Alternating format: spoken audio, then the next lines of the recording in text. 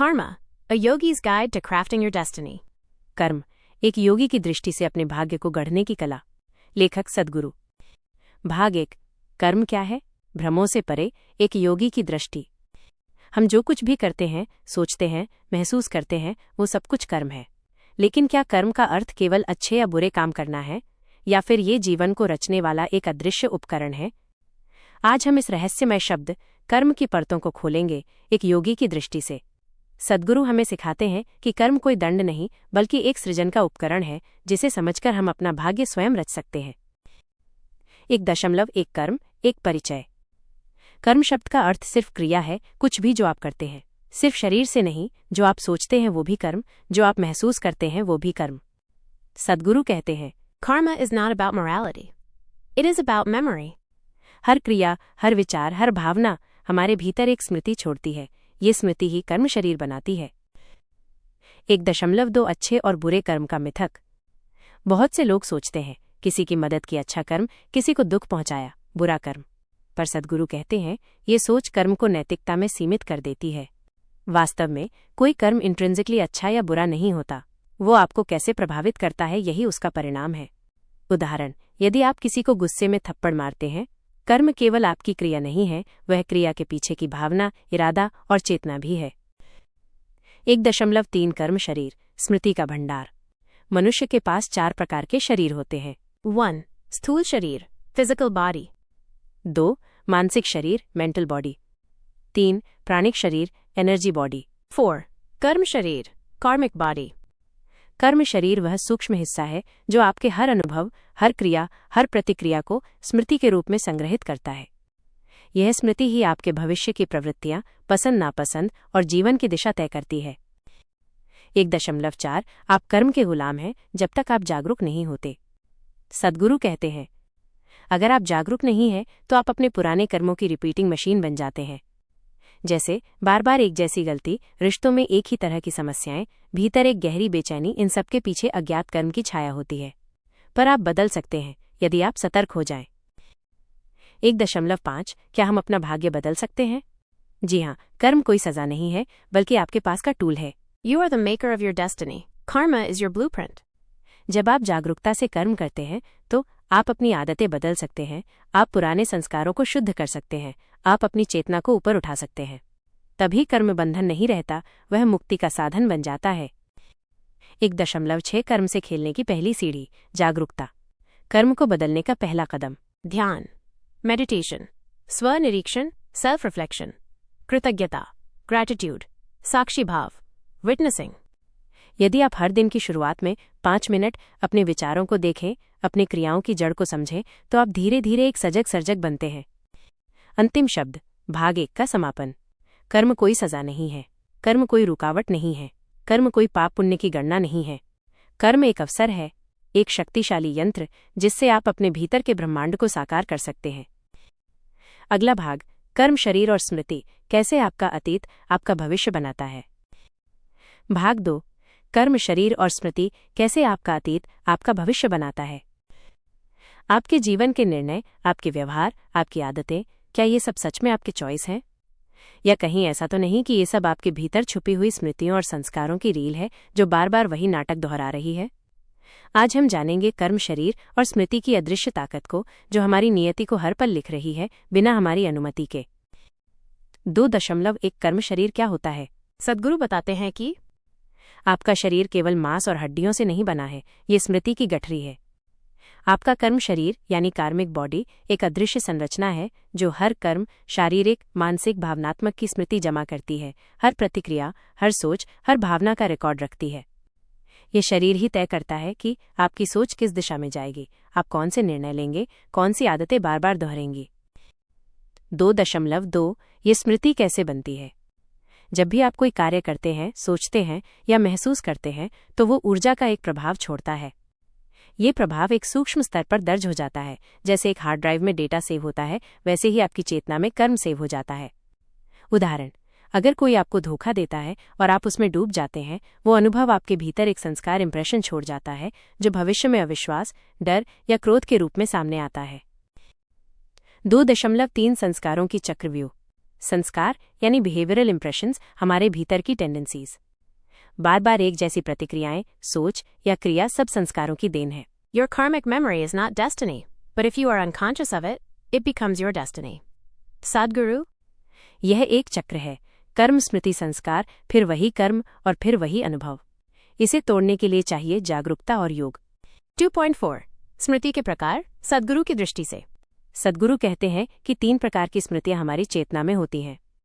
एक शारीरिक स्मृति, physical memory, आपके डीएनए में पीढ़ियों की जानकारी है। 2 मानसिक स्मृति, मेंटल मेमोरी, आपके जीवन के अनुभव, सीख, भावनाएं। 3 ऊर्जा की स्मृति, एनर्जी मेमोरी, जो सूक्ष्म स्तर पर आपके कर्म का आधार बनती है। ये स्मृतियां जन्म जन्मांतर तक बनी रहती हैं जब तक आप उन्हें योग या ध्यान से मुक्त न करें। 2.5 कर्म का ये खेल कैसे चलता है?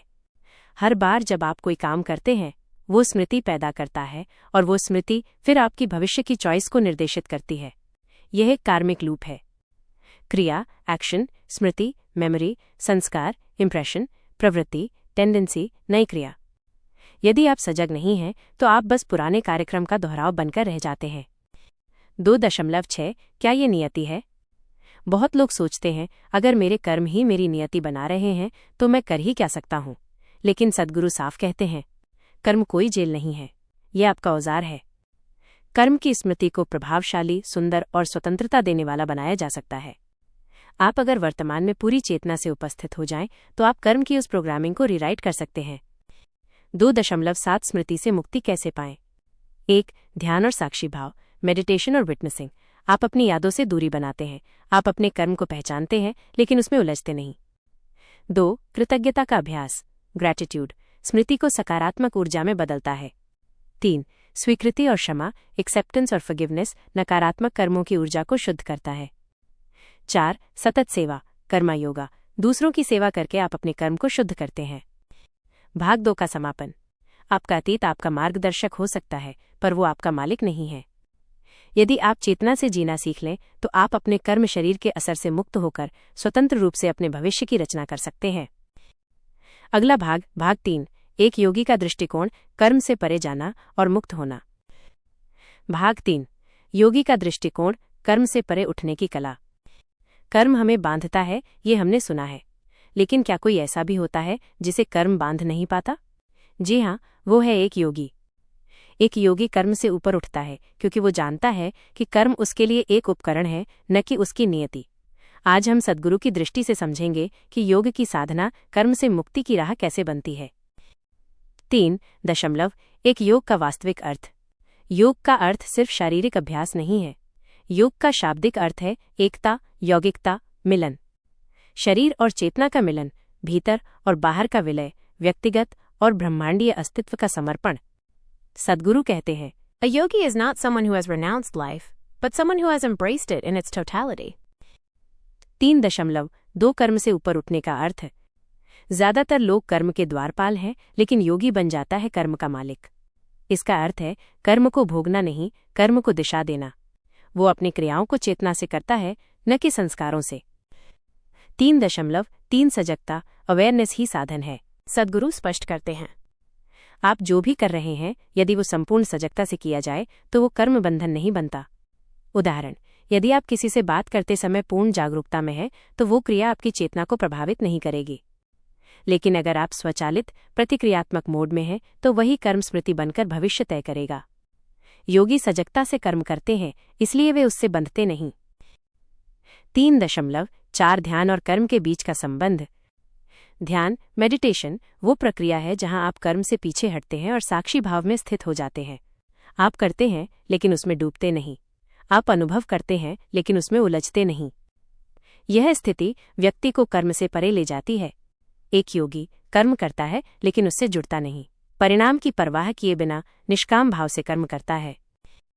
3.5 विकर्म और अकर्म की समझ। विकर्म इक्वल्स ऐसा कर्म जो अज्ञान, स्वार्थ या वासना से उत्पन्न हो। अकर्म इक्वल्स ऐसा कर्म जो भीतर से मौन, सजगता और समर्पण से उत्पन्न हो। योगी अकर्म के मार्ग पर चलता है। वो दुनिया में सक्रिय रहता है लेकिन भीतर से पूर्ण मौन में होता है। सद्गुरु कहते हैं, When you act consciously, you burn karma. When you act unconsciously, you bind karma. 3.6 कर्म को साधना में बदलना। एक साधारण व्यक्ति कर्म को एक भार समझता है। एक योगी कर्म को साधना बना लेता है। वो जानता है हर विचार, हर प्रतिक्रिया, हर कार्य उसकी योग यात्रा है। जैसे जैसे उसकी सजगता बढ़ती है, वैसे वैसे वो अपने कर्म को शुद्ध करता जाता है। 3.7 योगी की जीवन शैली। एक योगी की दिनचर्या में हर कर्म ध्यान से जुड़ा होता है, उद्देश्य से जुड़ा होता है, समर्पण से जुड़ा होता है। वो खाते समय भोजन से एकाकार होता है, चलते समय पृथ्वी से जुड़ता है, बोलते समय मौन से आता है। ऐसे व्यक्ति के लिए कर्म बांधने वाला नहीं, बल्कि मुक्ति का साधन बन जाता है। भाग 3 का समापन। कर्म को छोड़ना संभव नहीं है, लेकिन कर्म के प्रभाव से मुक्त होना संभव है। यदि हम सजग हो जाएं, परिणाम की अपेक्षा से मुक्त हो जाएं, हर क्रिया को साधना बना लें, तो हम भी योगी बन सकते हैं। और तब कर्म बंधन नहीं, कर्म मोक्ष का सेतु बन जाता है। अगला भाग 4, कर्म को साधना में कैसे बदलें, निष्काम कर्म और योग की दैनिक विधियां। बहुत अच्छा। अब मैं प्रस्तुत कर रहा हूं भाग 4 की डॉक्यूमेंट्री स्टाइल हिंदी स्क्रिप्ट, जो पुस्तक Karma a yogi's guide to crafting your destiny पर आधारित है। इस भाग में हम जानेंगे कि कैसे हम कर्म को साधना में बदल सकते हैं, निष्काम कर्म का क्या रहस्य है, और योग की दैनिक विधियां कैसे हमारे कर्म को मुक्तिपथ बना सकती हैं। भाग 4, कर्म को साधना में कैसे बदलें, निष्काम कर्म और योग की दैनिक विधियां। हर दिन हम सैकड़ों काम करते हैं, कुछ बड़े कुछ छोटे, लेकिन क्या इन कार्यों से हम बनते जा रहे हैं, या क्या हम इन्हें मुक्ति का माध्यम बना सकते हैं? सद्गुरु कहते हैं, कर्म अगर सजगता और समर्पण से किया जाए तो वो एक योग बन जाता है। आज हम सीखेंगे कि कर्म को साधना में कैसे बदला जाए। 4.1 कर्म को साधना में बदलने का क्या अर्थ है? साधना का अर्थ होता है वो प्रक्रिया जो आपको अपने उच्चतम स्वरूप की ओर ले जाए। जब कर्म पूर्ण सजगता से किया जाए, बिना किसी अपेक्षा के किया जाए, समर्पण और भावना के साथ किया जाए, तब वही साधारण क्रिया साधना बन जाती है। जैसे खाना बनाना भी साधना हो सकता है, बात करना भी साधना हो सकता है, काम करना भी साधना हो सकता है। बस उसकी भीतर की गुणवत्ता बदलनी चाहिए। 4.2 निष्काम कर्म, कर्म का रहस्य। निष्काम कर्म इक्वल्स ऐसा कर्म जो फल की इच्छा के बिना किया जाए। सद्गुरु कहते हैं, You are not here to gather karma, you are here to dissolve it. जब हम किसी कार्य को स्वार्थ के बजाय सेवा की भावना से करते हैं, नतीजे के बजाय नियत कर्तव्य के रूप में करते हैं, तो वो कर्म हमें नहीं बांधता। यह है कर्म का योग, कर्म करते हुए भी मुक्त रहने की कला। 4.3 योग की दैनिक विधियां जो कर्म को शुद्ध करती हैं। 1. श्वास साक्षी ध्यान, ब्रेथ विटनेसिंग मेडिटेशन। हर सुबह 10 मिनट केवल अपनी श्वास को देखें। ये स्मृति की गहराई को कम करता है, कर्म की तीव्रता को हल्का करता है। 2. ईश्वर अर्पण भावना, ऑफरिंग मेंटालिटी। हर काम से पहले कहें, ये कर्म ईश्वर को अर्पण है। इससे कर्म का स्वार्थ तत्व समाप्त होता है। 3. भावना सिद्धि, इंटेंशन रिफाइनमेंट। हर दिन आत्मचिंतन करें, क्या मेरी मंशा शुद्ध थी? ये आपकी आंतरिक चेतना को साफ करता है। 4. सेवा का अभ्यास, वॉलंटियरिंग। समाज या प्रकृति के लिए कुछ करें, बिना किसी स्वार्थ के सेवा सबसे शुद्ध कर्मयोग है। 4.4 भावनाओं को कर्म से कैसे अलग करें। बहुत बार हमारे कर्म गुस्से, जलन, डर या अहंकार से प्रेरित होते हैं। ऐसे में कर्म बंधन बनता है। कर्म को शुद्ध करने का तरीका है, भावनाओं को महसूस करें लेकिन प्रतिक्रिया ना दें, भीतर मौन में रहें और फिर कर्म करें। यही है विटनेस कॉन्शियसनेस कर्म को साधना में बदलने की कुंजी। 4.5 दिनचर्या को ही योग बना देना। सद्गुरु बताते हैं कि You don't need to go to a cave, you need to bring awareness into your day. आपके रोजमर्रा के काम, खाना पकाना, सफाई करना, बोलना, सुनना, सब कुछ एक अवसर है सजगता का। जब आप हर कार्य में पूर्ण उपस्थिति लाते हैं, हर कर्म को चेतन भाव से करते हैं, तो जीवन ही साधना बन जाता है। 4.6 अभ्यास, कर्म को साधना में बदलने के लिए 3 कदम। 1. Pause reflect act. हर क्रिया से पहले 1 सेकंड रुकें और सोचें, मैं क्यों कर रहा हूं। 2. Offer every action to something higher. अपने कर्म को अपने ईष्ट, गुरु या ब्रह्मांड को समर्पित करें। 3. Daily Karma journaling. दिन खत्म होने से पहले सोचें, आज मैंने कौन से ऐसे कर्म किए जिन्हें सजगता से कर सकता था। भाग 4 का समापन। कर्म को आप चाहें तो आदत बना लें या फिर उसे योग बना लें। चुनाव आपके हाथ में है। जब आप सजगता, सेवा और समर्पण से कर्म करते हैं, तब वो जीवन की पवित्र साधना बन जाता है जो आपको हर दिन, हर क्षण मुक्ति की ओर ले जाती है। अगला भाग 5, कर्म का व्यावहारिक उपयोग, व्यक्तिगत, सामाजिक और आध्यात्मिक विकास में इसका मार्ग। भाग 5, कर्म को साधना में बदलना - आत्मा की यात्रा की ओर। प्रस्तावना। जीवन की सबसे बड़ी कला है जीना, लेकिन उससे भी बड़ी कला है जीवित रहते हुए अपने कर्म को मोक्ष की दिशा में साधना में बदल देना। सद्गुरु कहते हैं, तुम कर्म के लेखक हो, तुम हर क्षण उसे रच रहे हो, पर क्या तुम उसे समझकर रच रहे हो? इस भाग में हम जानेंगे कि कैसे कर्म को केवल एक बंधन नहीं बल्कि एक साधना, एक पथ और अंततः आत्ममुक्ति का साधन बनाया जा सकता है। 1. कर्म के साथ खेल नहीं, कर्म के साथ जागरूकता। सद्गुरु कहते हैं कि ज्यादातर लोग कर्म को एक रसीद की तरह देखते हैं, कुछ किया उसका फल मिलेगा। लेकिन योग की दृष्टि से कर्म कोई रसीद नहीं, यह एक जीवंत स्मृति है। हर कर्म एक बीज है, पर वो बीज अंकुरित कब होगा ये तुम्हारे भीतर की आंतरिक स्थिति तय करती है।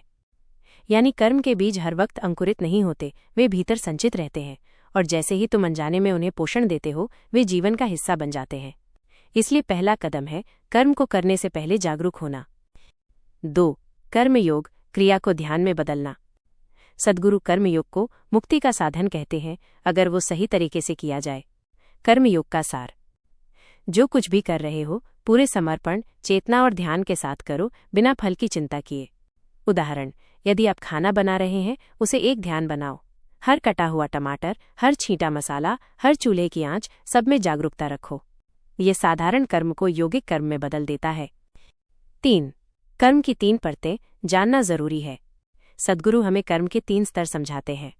1. संचिता कर्मा, संचित कर्म, हमारे सारे जन्मों की जमा पूंजी, हमारी आत्मिक बैंक। 2. प्रारब्धा कर्मा, प्रारब्ध कर्म, वर्तमान जन्म में कार्यरत कर्म, हमारी वर्तमान परिस्थिति का आधार। 3. आगामी कर्मा, आगामी कर्म, इस जन्म में किए गए नए कर्म, हमारे भविष्य का बीज। जब हम साधना और जागरूकता से कर्म करते हैं तो हम आगामी कर्म को सकारात्मक रूप से बना सकते हैं और धीरे धीरे प्रारब्ध और संचिता कर्म को जलाने लगते हैं। 4. कर्म को बहने दो, उसे पकड़ो मत। सद्गुरु कहते हैं, कर्म को बहने दो, उसे धार की तरह बहने दो। यदि तुम उसे अपने भीतर जमा करते जाओगे तो वो कीचड़ बन जाएगा। इसलिए जो हुआ वो हो गया, उसका विश्लेषण मत करो, उसमें मत उलझो, उसे बार बार मत दोहराओ, उसे वहां ही रहने दो, आगे बढ़ो। Action point. हर रात सोने से पहले पूरे दिन के कर्मों को मन में देखो और उन्हें छोड़ दो। यह एक छोटी सी लेकिन शक्तिशाली साधना है। 5. समर्पण और कर्म, भक्त का मार्ग। कर्म को साधना में बदलने का एक और मार्ग है भक्ति। जब हम अपने कर्मों को ईश्वर या अस्तित्व के चरणों में अर्पित कर देते हैं तब हम कर्म के भार से मुक्त हो जाते हैं। सद्गुरु कहते हैं, जब तुम ये स्वीकार कर लेते हो कि तुम कुछ नहीं जानते तब तुम ईश्वर के द्वार पर पहुंचते हो। वहां से कर्म अब तुम्हारा नहीं रहता। मतलब कर्म करते रहो पर उसे अपने ईगो से डिस्कनेक्ट कर दो। जैसे ही तुम अपने ईगो को हटाते हो कर्म अब तुम्हें बांध नहीं सकता। जीवन का प्रयोगशाला बनाओ। सद्गुरु बार बार कहते हैं, तुम अपने भीतर एक प्रयोगशाला हो। हर दिन, हर क्षण तुम्हारे पास मौका है ये देखने का कि तुम्हारा कौन सा कर्म तुम्हें मुक्त करता है और कौन सा बांधता है। यदि कोई काम तुम्हें ज्यादा प्रतिक्रियाशील बना रहा है वहां रुको। यदि कोई काम तुम्हें शांति और ऊर्जा दे रहा है वहां बढ़ो। इस जागरूक विश्लेषण से ही तुम अपने कर्म को साधना बना सकते हो। 7. कर्म के सहारे आत्मा की ओर। जीवन का अंतिम उद्देश्य केवल कर्म करना नहीं है बल्कि कर्म के माध्यम से उस आत्मिक स्थिति में पहुंचना है जहां कर्म तुम्हारा स्वभाव बन जाता है, बोझ नहीं। वो अवस्था जहां तुम बिना इच्छा के कार्य करते हो, बिना फल की कामना के कर्म करते हो, बिना अपने अहं को लगाए कर्म करते हो, और तब तुम कर्ता नहीं रह जाते, केवल माध्यम बन जाते हो। तब कर्म योग साधना से समाधि की ओर ले जाता है। निष्कर्ष। इस भाग में हमने देखा कि 1. कर्म को जागरूकता से किया जाए तो वो बंधन नहीं, साधना बनता है। 2. कर्म योग में फल की इच्छा को त्याग कर हम मुक्त हो सकते हैं। 3. कर्म के 3 स्तरों को समझकर हम जीवन की दिशा बदल सकते हैं। 4. समर्पण और भक्ति से कर्म का बोझ हटाया जा सकता है।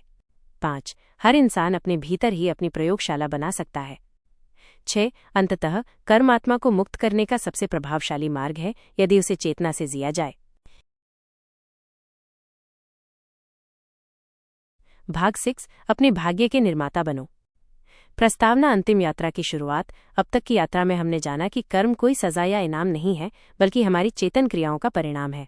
लेकिन अब सबसे बड़ा प्रश्न है, क्या हम वास्तव में अपने भाग्य के निर्माता बन सकते हैं? क्या हम मुक्त हो सकते हैं इस बंधन से जिसे हम वर्षों से ढो रहे हैं? इस भाग में हम आत्मनिर्माण, मोक्ष और कर्म के अंतिम रहस्य को उजागर करेंगे। अध्याय 1। आप भाग्य के पीड़ित नहीं हैं। सद्गुरु कहते हैं, आप अपने जीवन के सीईओ हैं अगर आपने चेतन होकर चुना हो। लोगों को अक्सर लगता है कि उनकी जिंदगी का हाल उनके भाग्य, अतीत, परिस्थितियों या ग्रह नक्षत्रों पर निर्भर है।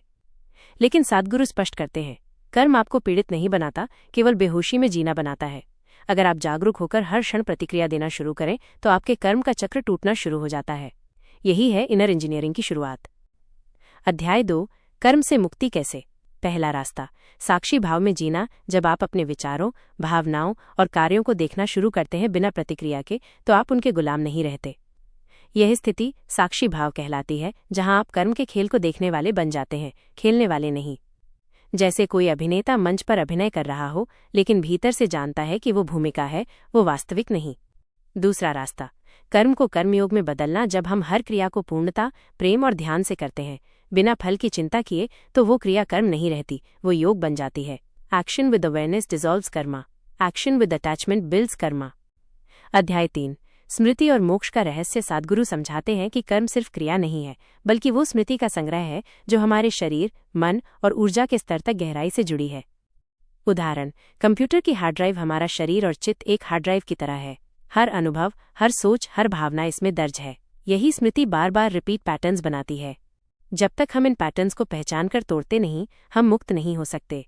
मोक्ष इक्वल स्मृति से मुक्ति। सद्गुरु कहते हैं, liberation means to be free from the compulsiveness of memory. अध्याय 4। सहजता में जीना ही योग है। ज्यादातर लोग जीवन को संघर्ष मानते हैं, लेकिन योगी जीवन को एक अवसर मानते हैं, जागने का, समझने का और ऊपर उठने का। जब व्यक्ति इस बात को समझ लेता है कि मुझे अपनी चेतना को उठाना है, कर्म को नहीं, तब वो हर क्रिया में सहजता, गहराई और मौन ले आता है। अध्याय 5। मृत्यु और कर्म। अंतिम चक्र। मृत्यु से बड़ा डर कोई नहीं, लेकिन मृत्यु से भी अधिक भ्रमित करने वाला है मृत्यु के बाद का कर्म। सद्गुरु कहते हैं, मृत्यु अंत नहीं है, केवल एक दरवाजा है अगले चक्र की ओर। मृत्यु के समय हमारी स्मृतियां, कर्म हमारे साथ जाती हैं। इसलिए अंतिम समय में व्यक्ति की चेतना की स्थिति ये तय करती है कि अगला जन्म कैसे होगा।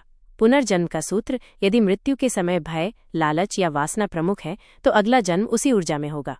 लेकिन यदि मृत्यु के समय व्यक्ति जागरूक, शांत और संतुष्ट है, तो मोक्ष संभव हो जाता है।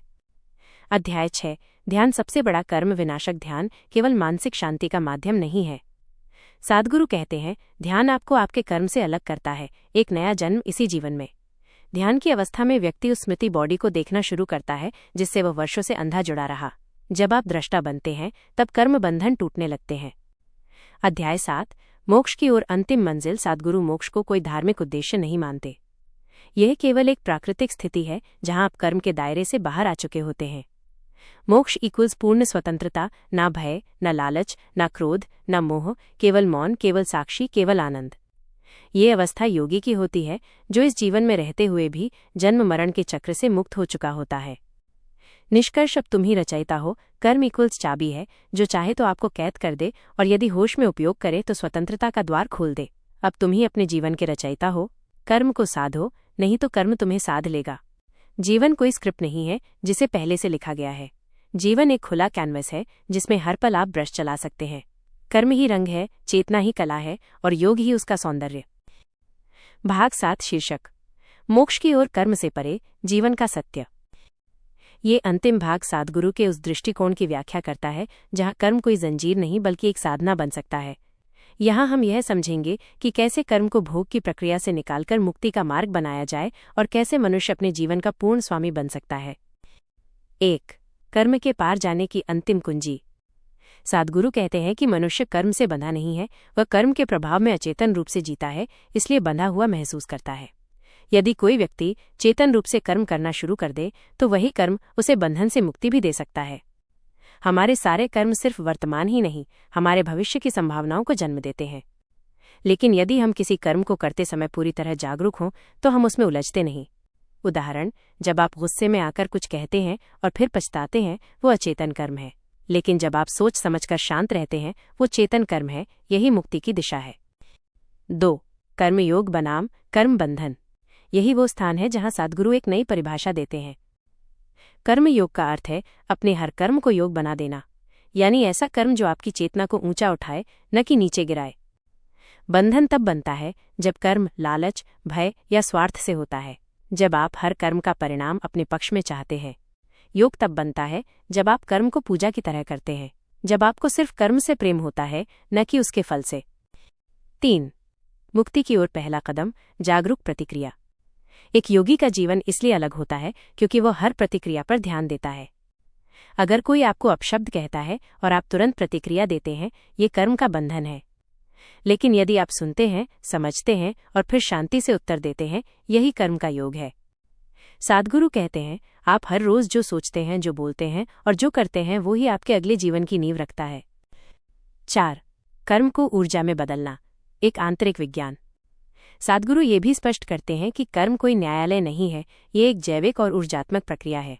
आप जो भी अनुभव करते हैं, वो आपके पिछले कर्मों से उत्पन्न ऊर्जा है। आप ऊर्जा कैसे बदल सकते हैं? ध्यान, मेडिटेशन के द्वारा अपने भीतर देखने की क्षमता। वैराग्य, डिटैचमेंट, कर्म से जुड़ी लालसा को छोड़ना। सेवा, सर्विस, बिना अपेक्षा के कर्म करना। जब कर्म सेवा बन जाए, जब क्रिया ध्यान बन जाए, तो मोक्ष अपने आप घटित होता है। 5. क्या कर्म ही सब कुछ है? चेतना ही सबसे बड़ी शक्ति है। यहाँ सद्गुरु कहते हैं कि कर्म से भी बड़ी शक्ति है आपकी चेतना। यदि आप पूरी तरह से जागरूक हो जाएं, तो पुराने कर्म भी जल सकते हैं। इसको समझने के लिए वो एक उदाहरण देते हैं। बोझ वाला बैग। मान लीजिए आपने एक भारी बैग अपने कंधे पर टांगा हुआ है, यही आपका कर्म है। लेकिन आप इतने व्यस्त हैं कि आपको ये बोझ महसूस नहीं होता। जब आप चेतन होते हैं, तो आप उस बोझ को देख पाते हैं और उसे उतारने की शक्ति जुटा पाते हैं। संस्कारों का विसर्जन, पुरानी स्मृतियों से स्वतंत्रता। सद्गुरु कहते हैं कि हर कर्म, हर स्मृति एक संस्कार छोड़ जाती है। यह आपके मस्तिष्क और शरीर में स्टोर होता है। कैसे छुटकारा पाएं? 1. स्मृति को दोहराना बंद करें। बार बार दुखों को याद करने से कर्म मजबूत होता है। 2. साक्षी भाव से स्मृति देखें। आप अनुभव करें कि आप वो अनुभव नहीं हैं। 3. कर्म की स्मृति को ऊर्जा में बदलें, सेवा, भक्ति और ध्यान से। आप अपने कर्म नहीं हैं, आप वो हैं जो उन्हें देख रहा है। 7. कर्म और मृत्यु, जीवन के बाद का मार्ग। सद्गुरु कहते हैं कि मृत्यु के बाद भी कर्म बना रहता है, क्योंकि चेतना की छाया बनी रहती है। मृत्यु के बाद जो स्मृति नहीं जलती, वही आत्मा को अगले जन्म में धकेलती है। मोक्ष का अर्थ है उस स्मृति को पूरी तरह ऊर्जावान अनुभव में बदल देना। मोक्ष का अंतिम सूत्र, जब स्मृति जल जाए और केवल शुद्ध चेतना शेष रह जाए, वही है आत्मा की मुक्ति। 8. कर्म को मोक्ष में बदलने की जीवन प्रक्रिया। इस पूरी पुस्तक में सद्गुरु बार बार ये स्पष्ट करते हैं, आपके पास विकल्प है, या तो आप अपने कर्मों से बंधे रहें या फिर उन्हें साधना में बदल दें। अंतिम 5 सूत्र। 1. हर कर्म को जागरूकता के साथ करें। 2. प्रतिक्रिया के बजाय प्रतिक्रिया पर ध्यान दें। 3. ध्यान और सेवा को जीवन में लाएं। 4. हर स्मृति को अनुभव के रूप में स्वीकारें, न कि पहचान बनाएं। 5. मैं कौन हूं का उत्तर खोजते रहें, यही मोक्ष है। निष्कर्ष, क्या आप अपने भाग्य के निर्माता बन सकते हैं? यदि आप ये समझ जाएं कि कर्म कोई पाप पुण्य का हिसाब नहीं, कर्म कोई ईश्वर की सजा या इनाम नहीं, कर्म केवल आपकी क्रिया और प्रतिक्रिया का विज्ञान है, तो आप निश्चित ही अपने जीवन के शिल्पकार बन सकते हैं। जब आप कर्म की गहराई को समझते हैं, तो आप किस्मत के गुलाम नहीं, बल्कि अपने भाग्य के मालिक बन जाते हैं। सद्गुरु।